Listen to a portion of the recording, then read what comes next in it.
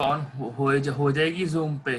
हाँ हाँ, सब नहीं वो सब बंद जगह हो हो रही जाता है है। ना। हाँ 40 मिनट के बाद बंद हो जाता है ना अपने आप ही, वो फिर इसीलिए। वो फिर करेंगे, देखते हैं। वो फिर करेंगे, जो भी होगा जैसे होगा करेंगे उसको। हो सकता है जब ऑब्जेक्टिव ले तब ना वीडियो ऑन करें, जब सब्जेक्टिव लेना होगा तब करें।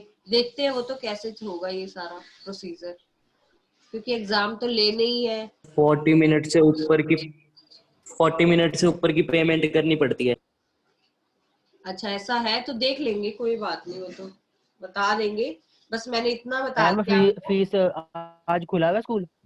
हाँ आज स्कूल खुला हुआ है, फीस दे के आने दी?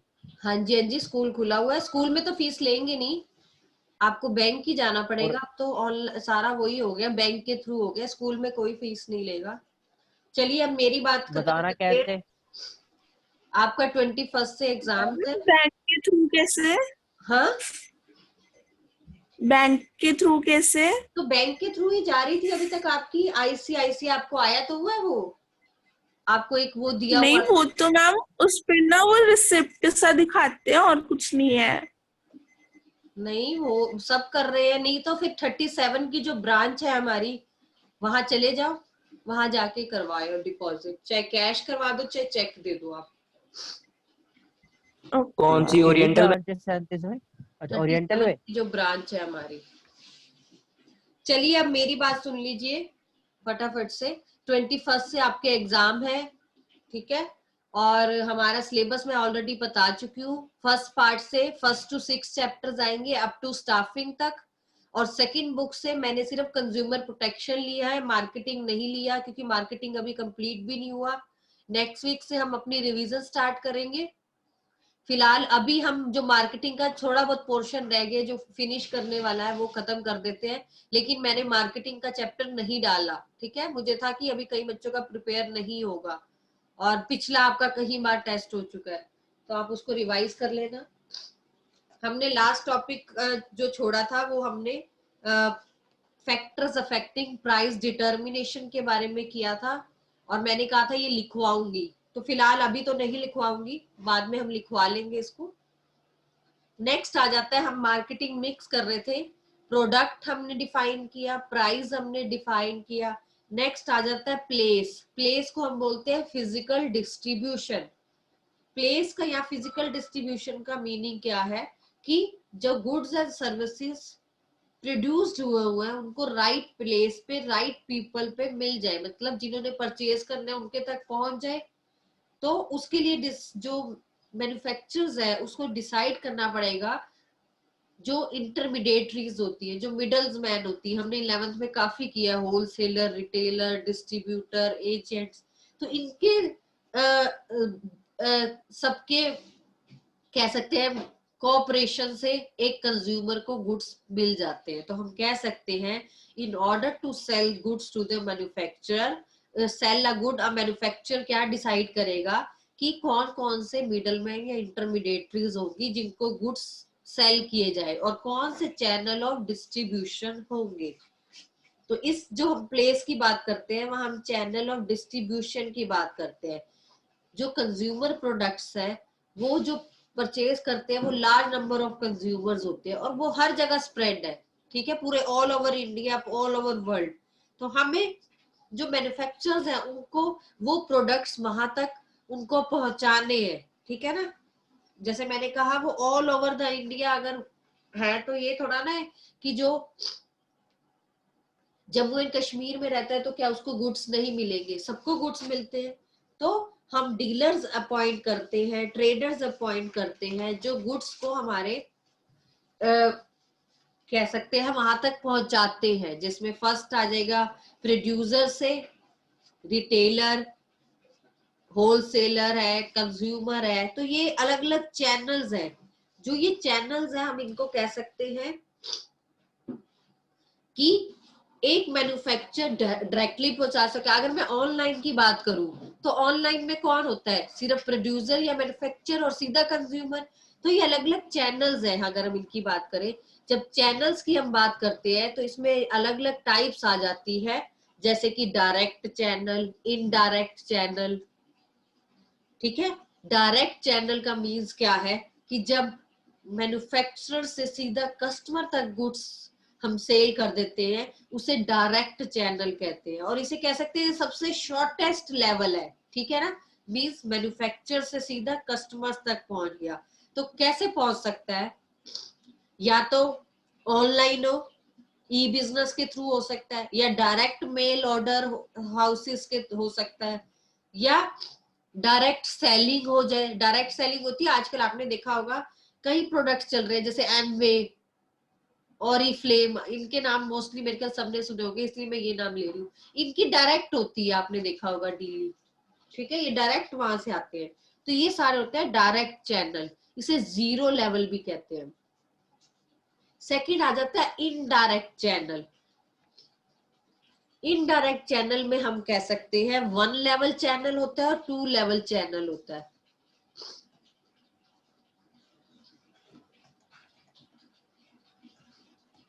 One level channel and 2 level channel. 1 level channel means कि बीच में 1 लेवल में कुछ कोई ना कोई होगा। 1 लेवल में कौन कौन होगा, जैसे मैन्युफैक्चरर, फिर रिटेलर, फिर कस्टमर। एक हो गया ना बीच में रिटेलर, मींस मैन्युफैक्चरर ने सीधा रिटेलर को दिया, रिटेलर ने हमें दिया। 2 लेवल चैनल्स क्या होगा, जहां 2 मिडल्स मैन होंगे बीच में जो ट्रांसफर करेंगे गुड्स, मींस मैन्युफैक्चरर्स के बीच में होलसेलर भी है, रिटेलर भी है, और फिर कस्टमर है। मतलब अगर हम बात करें प्रोड्यूसर और कस्टमर के बीच में, ठीक है ना, अगर सिर्फ रिटेलर है तो यानी कि 0 लेवल है, नहीं 1 लेवल है, क्योंकि 0 लेवल में तो क्या है, सीधा प्रोड्यूसर से कंज्यूमर है। फिर प्रोड्यूसर से अगर सिर्फ रिटेलर है बीच में तो 1 लेवल चैनल हो गया। अगर होलसेलर और रिटेलर दोनों है तो वो 2 लेवल चैनल हो गया। और अगर होलसेलर रिटेलर के साथ एजेंट भी है उससे पहले तो वो 3 लेवल हो जाएगा। तो 3 लेवल चैनल क्या होता है, जब मैन्युफैक्चर एजेंट को देता है, एजेंट होलसेलर्स को देते हैं, होलसेलर्स रिटेलर को देते हैं, और रिटेलर कस्टमर्स को देते हैं। तो इन सब चीजों को आप क्या कहोगे, लेवल्स ऑफ चैनल। तो इनमें ऐसे ही आता है, टाइप्स ऑफ चैनल का टॉपिक आता है, ठीक है मैम ये आएगा मैं? हाँ, ये आने को इस चैप्टर में ना सारा ही काट दिया इस टॉपिक में, मतलब मेनली अगर हम बात करें यस मैम, इस हमें, टॉपिक में तो कुछ है ही नहीं। हाँ सिर्फ मीनिंग है। मैं इसीलिए ये बता रही हूँ कि हाँ क्योंकि आपको जब मार्केटिंग का प्रोजेक्ट बनाना होगा तो उसमें थोड़ा ये बताना पड़ेगा। मैं इसलिए थोड़ा सा इसको पहले एक बार डिफाइन साथ में कर रही थी। देखो ये जो इसके कंपोनेंट्स है ये वेरी वेरी इंपॉर्टेंट थे, मतलब हर बार आते थे, इन्होंने कट कर दिए। फिर फंक्शंस आते थे वो कट कर दिए। फिर इसके रिलेटेड फैक्टर्स रिलेटिंग आता था वो भी इन्होंने कट कर दिया। तो काफी टॉपिक इन्होंने कट कर दिए। मेनली मतलब आपके पास सिर्फ डेफिनेशन रह जाती है। डेफिनेशन के साथ मैं चैनल्स का थोड़ा इसलिए बता रही थी क्योंकि जब आप प्रोजेक्ट बनाओगे तो उसमें आप बताओगे, मान लो मैंने एक सोप का प्रोडक्ट लिया है और उसमें मुझे फिर चैनल्स बताने होंगे, तो मैं बताऊंगी मेरा 3 लेवल चैनल्स है। मतलब पहले मैन्युफैक्चरर से एजेंट, एजेंट से होलसेलर, होलसेलर से रिटेलर, रिटेलर से कंज्यूमर। तो वहां थोड़ा सा ही बताना पड़ेगा। हो सकता है आपने ऐसा प्रोडक्ट चुना हो एंटीक ज्वेलरी वाला, तो उसके लिए आप अलग अलग वो नहीं लेते, उसके लिए आप डायरेक्ट चैनल भी ले सकते हो, सीधा मैन्युफैक्चरर से कस्टमर। तो थोड़ा सा आपको इसके बारे में आइडिया होना चाहिए। इसी में जो हमें ये पॉइंट्स दिए हुए हैं, हम थोड़ा सा कंपोनेंट्स पे एक बार नजर मार लेते हैं कि क्या कंपोनेंट्स होते हैं फिजिकल डिस्ट्रीब्यूशन के। फर्स्ट है ऑर्डर प्रोसेसिंग। ऑर्डर प्रोसेसिंग की बात करें तो हम कि जो मीन जो फिजिकल जो कंपोनेंट्स है उसमें सबसे पहला क्या है, जो बायर सेलर का रिलेशनशिप है वो स्टार्ट ही कब होगा, जब वो ऑर्डर देगा, जब वो ऑर्डर प्लेस करेगा। तो एक अच्छा अगर आप फिजिकल डिस्ट्रीब्यूशन चाहते हो तो क्या करोगे, स्पीडी ऑर्डर कंप्लीट करोगे। मींस मैंने आपको ऑर्डर दिया और आप टाइम इतना लगा रहे हो तो ऑब्वियस है मैं किसी और पे शिफ्ट हो जाऊंगी। तो अगर अच्छा रिलेशनशिप आपने मेंटेन करना है अपने कस्टमर्स के साथ, अपनी इमेज अच्छी बनानी है, अपनी गुडविल रखनी है, तो कंपनी के जो भी ऑर्डर्स होंगे उनको प्रॉपर वे में एग्जीक्यूट करना पड़ेगा विदाउट एनी डिले, और एंश्योर करना पड़ेगा कि उनको जो डिलीवरी ऑफ गुड्स हो रही है वो राइट क्वांटिटी, राइट क्वालिटी की हो रही है। ताकि उनको कोई डिससेटिस्फेक्शन ना रहे। तो ऑर्डर प्रोसेसिंग मींस क्या है, या बायर और सेलर का रिलेशनशिप स्टार्ट हो जाता है जैसे ही वो ऑर्डर प्लेस करता है। सेकंड आ जाता है ट्रांसपोर्टेशन। ट्रांसपोर्टेशन का मीनिंग सबको पता है, customer can buy the goods only if places are convenient to them. Means अगर मैंने कहीं प्रोडक्ट मंगवाना है और वो कहते हैं वहां से प्रोडक्ट्स पहुंच ही नहीं पाएंगी, तो फिर क्या फायदा होगा। तो ट्रांसपोर्टेशन एक बहुत इंपॉर्टेंट एलिमेंट है फिजिकल डिस्ट्रीब्यूशन में। ट्रांसपोर्टेशन का काम क्या होता है, गुड्स को कैरी करना from one place to another place. तो फर्म जो है उसको अलग अलग मेथड्स यूज करने पड़ते हैं, जैसे रोड हो गया, एयर हो गया, वाटर हो गया, ठीक है, जिससे जो उसकी ट्रांसपोर्टेशन की फैसिलिटीज है वो मिल सके। ऑब्वियस है वो उस कॉस्ट को ऐड करता है अपनी वैल्यू में, तब गुड्स देता है। तो कहीं ना कहीं ट्रांसपोर्टेशन बहुत इंपॉर्टेंट है। नेक्स्ट आ जाता है वेयर हाउसिंग। वेयर हाउसिंग क्या होते हैं, टाइप ऑफ स्टोरेज होते हैं, ठीक है, जहां गुड स्टोर होते हैं, असॉर्ट होते हैं, अलग अलग होते हैं, ग्रेडिंग होती है, ताकि जो प्रोडक्ट्स है उनको यूज किया जा सके। वेयर हाउसिंग जो है वो हिंड्रेंस ऑफ टाइम करते हैं। टाइम मतलब क्या है, ये हमने 11th में पढ़ा था, hindrance of time, hindrance of place. Hindrance of time क्या होता है, हमें टाइम पे मिल जाए, और अगर टाइम पे तभी मिलेगा जब गोदाम में, वेयर हाउस में हमारा सामान पड़ा होगा। जैसे ही नीड अराइज हुई फटाफट लेके आ जाओ, तो वो होता है hindrance of time. Means product को आप नियरेस्ट मार्केट प्लेसेस पे रखो, ताकि जो कस्टमर का है टाइम जो है वो कम हो, और प्रोडक्शन और कंजप्शन का जो डिफरेंस है वो भी कम हो। आपने देखा है कि गुड्स जब प्रोड्यूस होते हैं और उनकी जब सेल होती है तो उसमें काफी टाइम पीरियड होता है। तो उस टाइम पीरियड के लिए कहाँ रखे जाते हैं गुड्स, स्टोर में, वेयर हाउस में। और वेयर हाउस ऐसी जगह पे मेंटेन होना चाहिए जहां इजिली आप कस्टमर्स तक पहुंचा सको गुड्स विदाउट एनी डिफिकल्टी। तो वेयर हाउसिंग भी डिपेंड करता है इन दी वैल्यू ऑफ कॉस्ट। ऑब्वियस है जो वेयर हाउस का खर्चा होगा वो कहाँ से निकलेगा, प्रोडक्ट की कॉस्ट से निकलेगा। तो कंपनी जब भी गुड्स प्रोड्यूस करती है तो वो वेयर हाउस की फैसिलिटीज जरूर देती है और नियरेस्ट पॉइंट तक हमें पहुंचाती है। खासकर वेयर हाउस कहाँ बने होते हैं, जहां प्रोडक्शन हो रही होती है, ताकि वहीं से वहीं गुड्स पहुंच जाए और जब उनको चाहिए तो वहां से अवेलेबल हो जाए। तो वेयर हाउस भी एक थर्ड पॉइंट आ जाएगा। फोर्थ आ जाएगा इन्वेंट्री कंट्रोल, और ये लास्ट पॉइंट है। इन्वेंट्री कंट्रोल होता है कि जब एक डिसीजन लिया जाता है कि लेवल ऑफ इन्वेंट्री, इन्वेंट्री किसे बोलते हैं, स्टॉक को, मतलब एक तरह का गुड्स, माल को, जो हमारे गुड्स पड़े होते हैं। इन्वेंट्री लेवल होता है कि क्या एक्सपेक्टेड डिमांड है, ठीक है ना, एंड कॉस्ट क्या है उस इन्वेंट्री की, स्टॉक की। जितना हायर लेवल ऑफ इन्वेंट्री होगा उतनी हायर लेवल ऑफ सर्विसेज देंगे आप कस्टमर को, और हायर ही कॉस्ट होगी। मींस जस्ट इन टाइम, अगर हम एक बात करते हैं just in time, just in time मतलब जैसे आपने मांगा वैसे ही आपको मिल गया सामान। तो एक बैलेंस बना के रखना होता है स्टॉक का, ताकि कंट्रोल रहे कि कितना स्टॉक आपके पास है और कितना आपको जरूरी है। आपने देखा होगा गोडाउन में हमने स्टोर कीपर्स रखे होते हैं, वो देख रहे होते हैं आज इतना गुड्स चले गए तो इतना मंगवाना है, अब इतना स्टॉक में रह गया, ठीक है ना। तो इसकी अलग अलग मेथड्स भी है स्टॉक को निकालने के, वो आगे आप प्लस बीकॉम जब करोगे या जैसे हायर लेवल की स्टडीज में। तो कुछ फैक्टर्स होते हैं, कुछ लेवल ऑफ जो इन्वेंट्रीज होती है वो डिपेंड करती है प्रिडिक्शंस पे कि फ्यूचर में डिमांड कैसे रहेगी। अगर आपको लगता है फ्यूचर में इनकी डिमांड बढ़ने वाली है तो आप स्टॉक मिनिमम रख लोगे ना उतना, तो इससे क्या होगा, आपका कैश फ्लो का जो स्टॉक जो है वो भी प्रॉपर मेंटेन रहेगा, बैलेंस रहेगा, और कस्टमर भी सेटिस्फाइड रहेगा। क्लियर।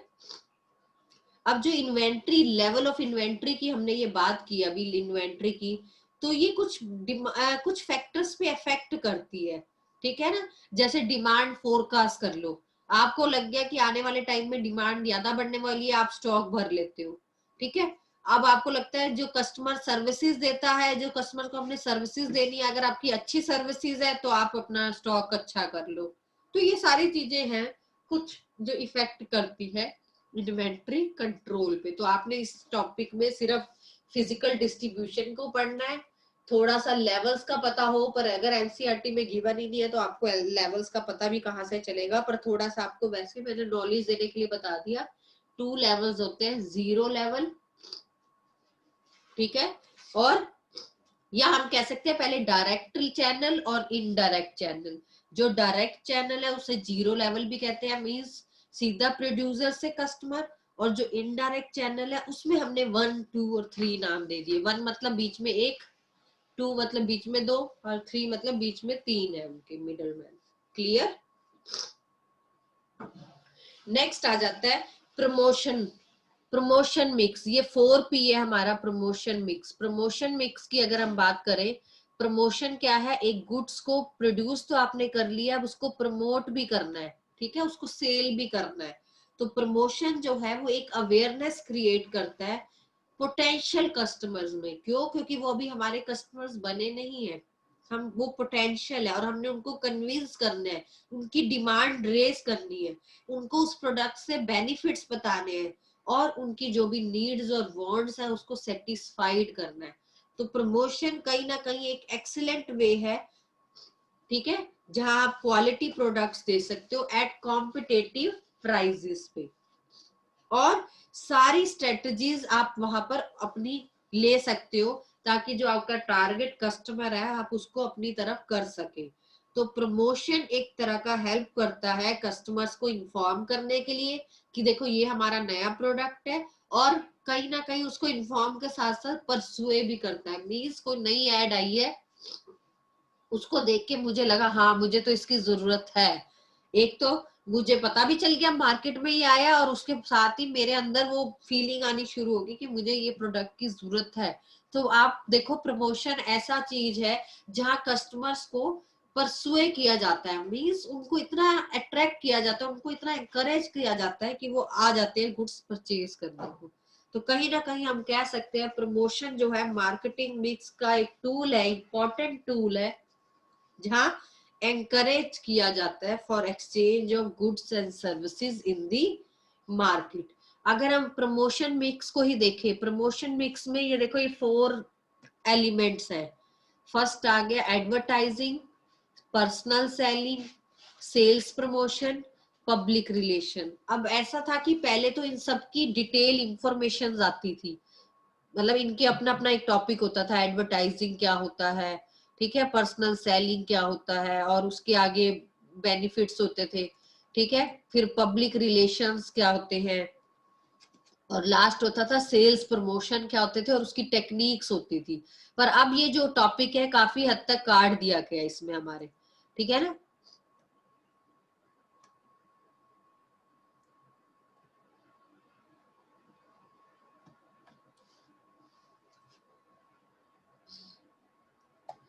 तो इसमें हमने सिर्फ करना क्या है, मेनली एडवर्टीजमेंट के बारे में पढ़ना है थोड़ा बहुत, प्लस थोड़ा सा पर्सनल सेलिंग के बारे में करना है। बाकी अगर हम बात करें सेल्स प्रमोशन टेक्निक्स और उसकी, वो सब कट हो चुका है, ठीक है। तो हम फटाफट एडवर्टीजमेंट के बारे में पढ़ लेते हैं। एडवर्टाइजिंग के बारे में सबको पता है, एडवर्टाइजिंग क्या होता है।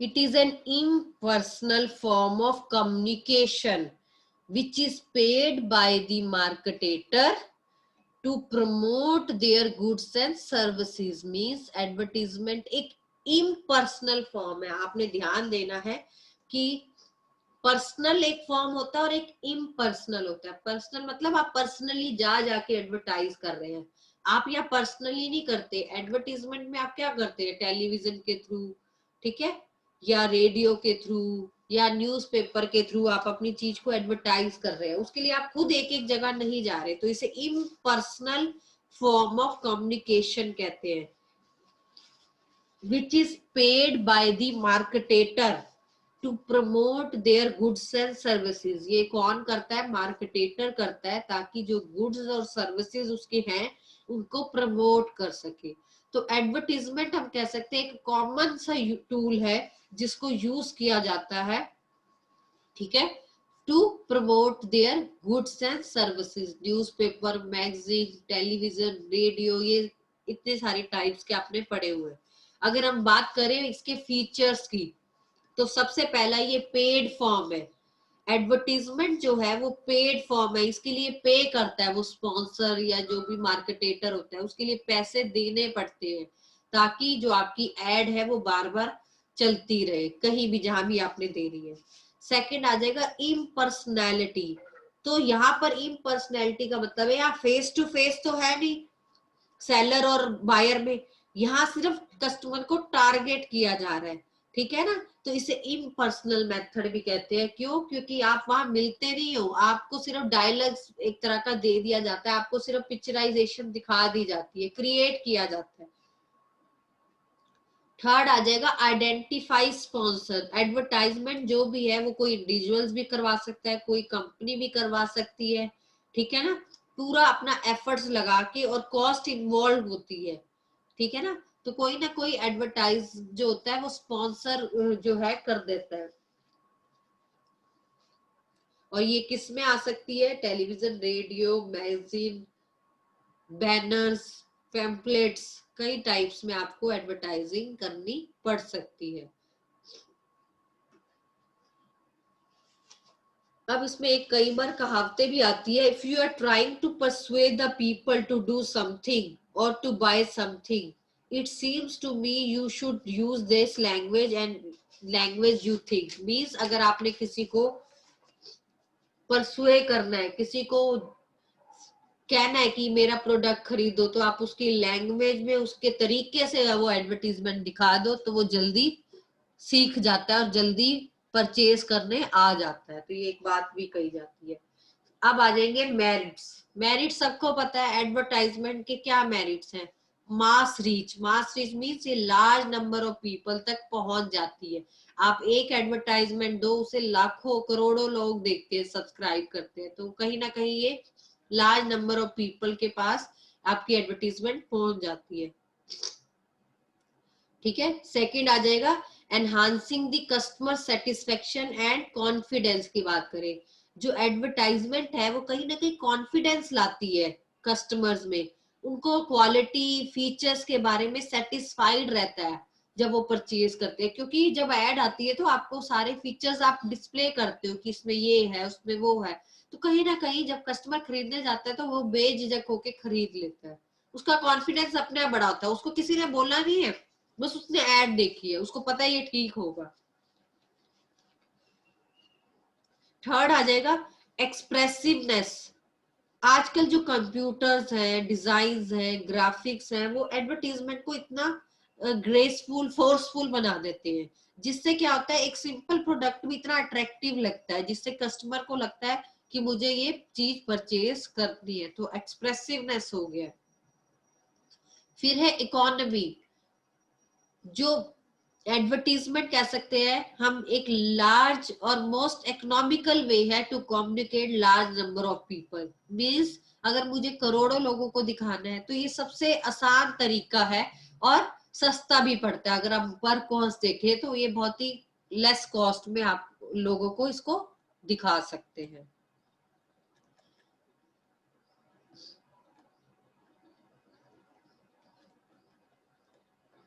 इसी में आ जाता है, इसमें दिया नहीं हुआ हमें, इसी में आपके पास आ जाता है लिमिटेशंस भी आ जाती है। यहाँ तो मेरिट्स गिवन है ना,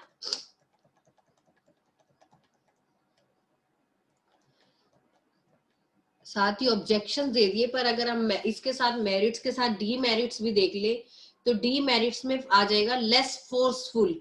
जो एडवर्टाइजिंग है, क्योंकि ये इम्पर्सनल मेथड है, पर्सनली तो आप जा नहीं रहे, तो कई बार ये इतना फोर्सफुल अट्रैक्ट नहीं करता, कई बार ये सेटिस्फैक्टरी मैसेज नहीं देता, कई बार हमें इतना कंपल्सरी नहीं लगता। क्यों? क्योंकि हमें अट्रैक्ट नहीं करता।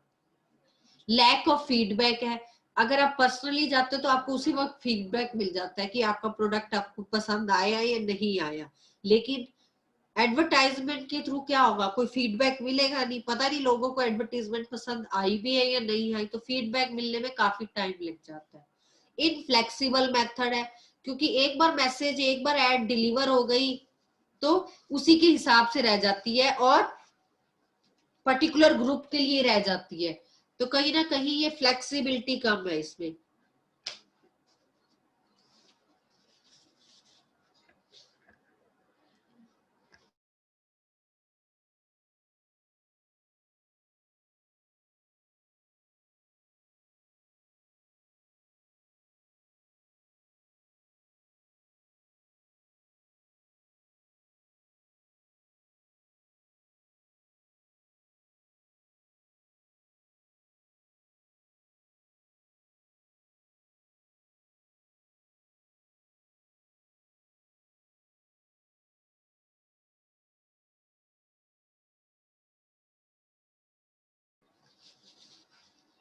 हाँ जी, क्लियर है? एनी डाउट अब तक के टॉपिक? No ma'am. कोई भी डाउट है तो प्लीज पूछ लीजिए।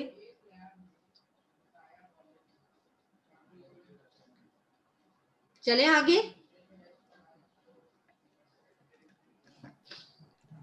नेक्स्ट आ जाता है इसमें objections. Objections of advertising means कि अगर हम डिस्कस करें कि एडवर्टाइजमेंट एक इम्पर्सनल वे है, तो कई साथ ही हम कहते हैं कि ये एक्सपेंडिचर कितना हमारा इंक्रीज कर देती है इतनी इतनी ऐड देने में। कई बार लगता है ये सोशल वेस्टेज है, ठीक है ना, ये लोगों की नीड्स को जबरदस्ती अराइज करवाती है, ठीक है, लोगों को पैसा खर्च करने को एक तरह का वो करती है, एक्सपेंडिचर करने को करती है। तो कहीं ना कहीं हम ऑब्जेक्शन करते हैं। आपने देखा होगा कई लोग फेवर में हो जाते हैं, कई लोग अगेंस्ट हो जाते हैं। कईयों को लगता है हाँ एडवर्टाइजमेंट बहुत अच्छी है, ठीक है, कईयों को लगता है नहीं ये तो वेस्टेज है। तो हम इसके ऑब्जेक्शंस पढ़ लेते हैं। सबसे पहले अगर हम देखें एड टू कॉस्ट, ऑब्वियस है जो कॉस्ट ऑफ प्रोडक्शन है उसमें सारी एडवर्टीजमेंट का जो भी एक्सपेंसेस होते हैं, जो भी मनी खर्च होता है वो ऐड हो जाता है। तो कहीं ना कहीं आपके जो प्रोडक्ट है उसकी वैल्यू को इंक्रीज कर देता है। कई बार हम कहते हैं ना हमारी जेब से ही तो पैसा जा रहा है ऐड का भी, तो वो ही हो जाता है, ऐड टू कॉस्ट हो जाता है। सेकंड आ जाएगा अंडरमाइज द सोशल वैल्यूज। अगर हम देखें कई बार ये सोशल वैल्यूज को डिस्कनेक्ट कर देता है। मींस आप कई बार गुड्स परचेज करते हो और आपको बाद में लगता है कि ये बेकार था, इसका यूज नहीं था, जो ये लाइफस्टाइल दिखाया था हमें उसे अप्रूव कर दिया, जबकि ऐसा असली में होता नहीं है। तो कहीं ना कहीं इसके क्रिटिसिज्म चलते रहते हैं, ठीक है ना।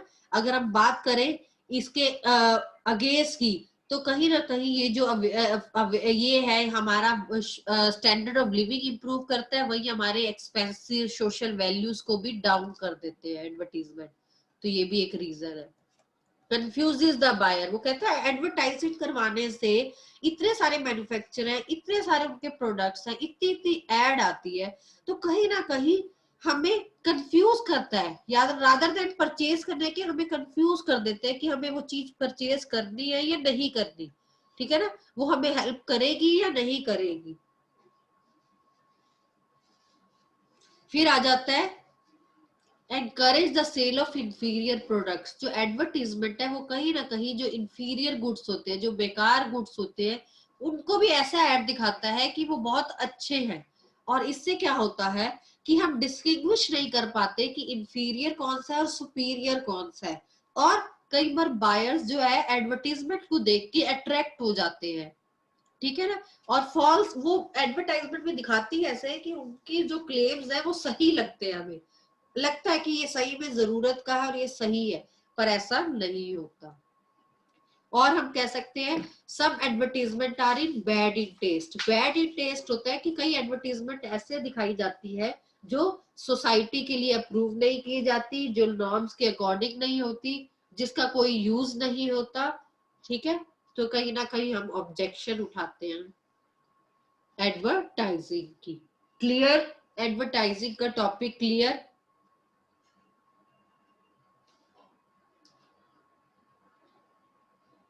मंडे से हम रिवीजन करेंगे, आप बता दीजिए फर्स्ट चैप्टर से स्टार्ट करें या पहले सेकंड पार्ट का कंज्यूमर प्रोटेक्शन रिवाइज कर ले?